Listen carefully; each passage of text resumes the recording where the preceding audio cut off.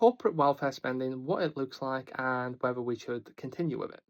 Now, when we think about welfare spending at the individual level, we tend to think about an individual who needs that little bit of support to either get into work or they need long term support because they can't work. And there's a lot of discourse around welfare spending and welfare cuts and what is also defined as benefits.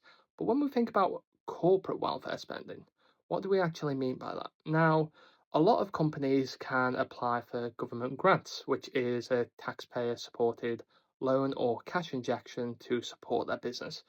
Now, in a lot of cases, most people tend to argue that when a business is successful, it should be able to stand on its own 2 feet.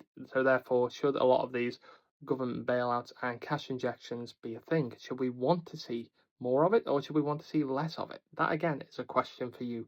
But when we think about it from how that can look, equally, if you imagine the million and billion pound companies around the world that are earning a stupid amount of money that we will never be able to even potentially fathom as individuals, and they might get tax breaks to incentivize them in one way, shape, or another, or if their industry. Now, the one area of corporate welfare spending, especially for the large companies that I actually do agree with, is that when a company is in the national interest, that we need it for its product, what it manufactures, or because it has some other area of national significance.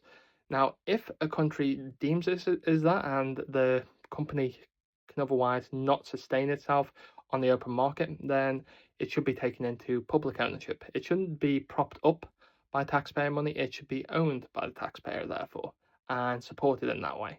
Now, when I think about different examples of this, now when I think about different examples of this, when I think about different examples of this, it tends to be the likes of steel manufacturing, water companies, the utilities, the reason for which they're of a national interest.